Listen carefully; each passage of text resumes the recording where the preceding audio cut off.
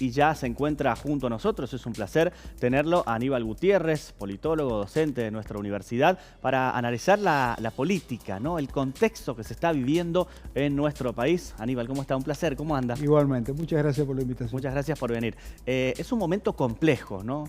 Como primera lectura, podríamos decir, el del país, y más que nada para, recién lo hablábamos fuera de micrófono, ¿no? Para idealizar, si se quiere, cada una de los intereses o situaciones que vemos. Es complicado para el mundo vive en una tensión que debería preocuparnos seriamente, en muchos sentidos. Argentina, por supuesto, que vive también estas situaciones de tensiones, hay una profunda inestabilidad política y económica, hay un momento donde se deciden muchas cosas en el país, se decide la estabilidad política y económica del país, pero yo no lo miro como hacen algunos sectores de medir que es la última oportunidad para el gobierno para posicionarse electoralmente hacia el 23. Sería una mezquindad y sería pretender resolver y analizar esta problemática, esta dialéctica del gobierno en torno a un proceso electoral, cuando está en crisis la estabilidad del país. ¿Y cuál es esa lectura que se hace? Bueno, yo creo que se tensionan. Me parece a mí desde hace un tiempo que cuando se pretende radicalizar los procesos ideológicos en torno a determinados frentes, puede llegar a funcionar en tanto se conforma el frente como una propuesta electoral. No puede funcionar cuando hay que gobernar y cuando se plantean la posibilidad de construir un frente de realización política para gobernar. Esto genera tensiones y en el frente de todos ha habido profundas tensiones por algunos sectores, digamos, o componentes del frente del gobierno. Hoy creo que hay un proceso de construcción política que va a estar muy tensionado con las posiciones ideológicas de algunos de los sectores. Bueno, algunos sectores ya lo han mostrado, ¿no? La amenaza, por ejemplo, del sector que representa Juan Grabois, de directamente dejar el frente si no se acciona con algunas políticas que se consideran fundamentales desde ese lado. Bueno, pertenece a un sector, digamos, que siempre va a tensionar las políticas de cualquier gobierno, porque se coloca en una posición, me da a mí este dirigente, más allá de la defensa de los sectores, que es muy razonable, porque son sectores marginados o con ingresos paupérrimos y depreciados, tiene una posición que va a colisionar siempre con el gobierno. Porque están pensando que las ideologías, digamos, ¿qué son las ideologías? Las ideologías son un sistema cerrado e imaginario que colisiona y que se distorsiona cuando se aplica en la realidad política. Y me da la impresión a mí que las ideologías, si pueden tener un espacio de permanencia, es casualmente por estas coaliciones que tienen con la realidad. Si no, van a ser siempre reservadas a los sectores universitarios o académicos. Ahora, es complicado el panorama que le resta hacia adelante al ministro con estos superpoderes que se le han asignado a Massa, pero me da la impresión que era el momento de un dirigente político y en un momento de un técnico. Esa contradicción de Alberto Fernández, por distintas razones de impulsar a Batakis al Ministerio de Economía, fue absolutamente inapropiado, inoportuno, porque acá había que resolver problemas de cuotapartes de poder, había que sentarse a mesas de negociaciones con sectores, poderes fácticos, hegemónicos, de los sectores exportadores, de los sectores de la producción, de medios hegemónicos, y ahí hacía falta un negociador de naturaleza política. Este negociador de naturaleza política, por supuesto, no va a ser del agrado de Grabois, ni de algunos sectores de la Cámpora o algunos sectores más radicalizados que están dentro o están apoyando al frente de todos. Ahora, ¿qué es lo que hay que medir? Hoy, ¿qué hay que medir? ¿Cómo es la correlación de fuerza? ¿Alguien no estaría de acuerdo con no pagarle al Fondo Monetario Internacional? Ninguno. ¿Estaríamos en desacuerdo con nacionalizar la banca? No. ¿Estaríamos en desacuerdo con nacionalizar el comercio exterior? No. ¿Podríamos impulsar un IAPI hoy en el siglo XXI en este gobierno? Y por supuesto que nos gustaría. ¿Y cuál es la correlación de fuerza para impulsar estas medidas? Esta es absolutamente desfavorable para el Frente de Todos.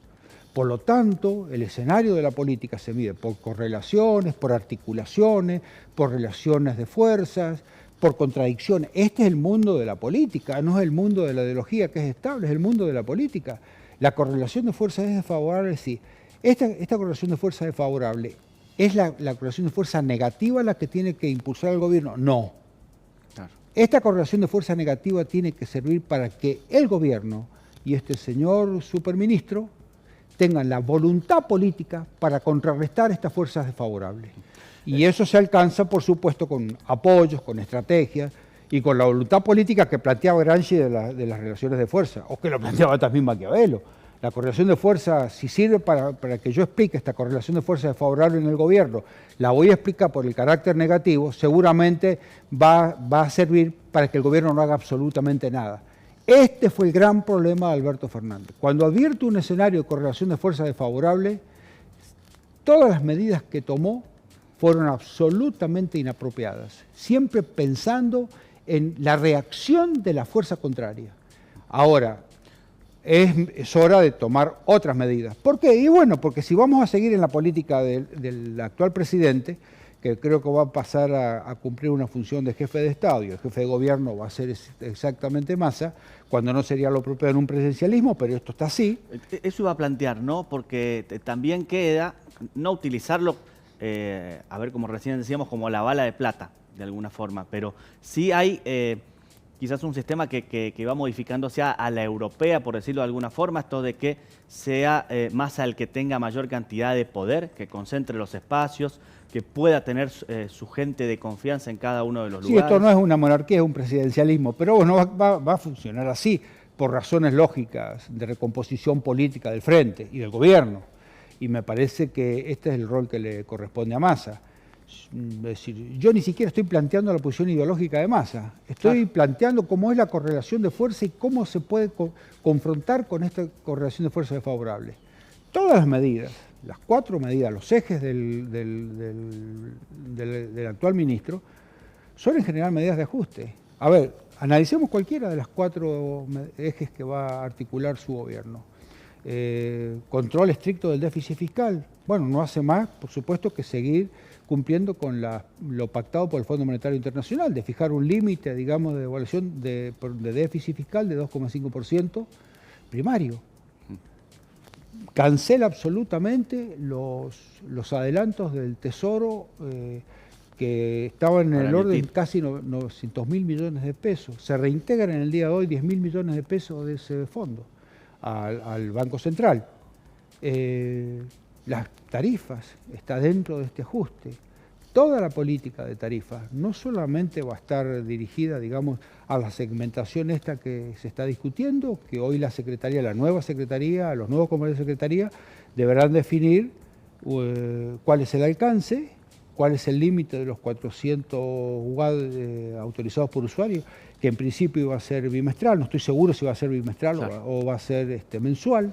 Quizás las hay incertidumbre en los puntos menores, pero son claramente políticas que se acercan y están emparentadas directamente con un ajuste. Son políticas de ajuste. Hay que ver además, en esta política de ajuste, el jueves tiene que definir la Secretaría cuál va a ser el aumento tarifario de luz, agua y electricidad. Y qué regiones van a aplicarse, porque no es lo mismo aplicar 400 watts para la provincia de Buenos Aires que 400 watts para el noroeste, que no tienen gas, que cocinan nada más y se calientan por uso de energía eléctrica. Ahora, esto es un aspecto de las políticas de ajuste, digamos. Luego viene toda la problemática que tiene el gobierno y que va a tener el gobierno, que acá hay que poner el foco, que va a ser el tema de las reservas. Es muy complicado. Argentina en materia de... Bueno, la semana pasada el Banco Central liberó 700 millones de dólares para atender la demanda de energía. Las relaciones de la balanza comercial, a pesar de los aumentos de los commodities agrícolas, sin embargo, también tuvimos el aumento escandaloso de los commodities de petróleo. Es decir, lo que estamos pagando nosotros por gasoil y por gas licuado ha generado una cuota desfavorable en nuestra balanza comercial por muchos años. Por lo tanto, si no existen dólares para atender esa demanda, las medidas van a ser de restricciones del gas, y eso sería complicado. O aumento de las tarifas de gas para compensar esto. Estamos en un momento estacional que, digamos, que aparece como favorable, que va a disminuir el consumo de gas a partir de septiembre, octubre, noviembre y diciembre.